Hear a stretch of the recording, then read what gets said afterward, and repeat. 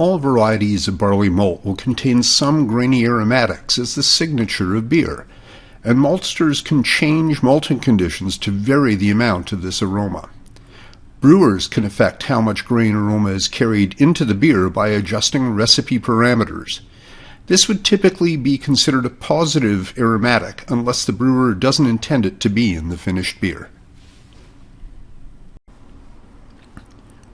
Isobutyraldehyde arises from the use of pale malts and by certain brewhouse procedures such as over-sparging during wort runoff into the kettle. Isobutyraldehyde is naturally occurring in grain husks. Grainy compounds are extracted from grain due to a very fine grind, excessive sparging, or very long mashes.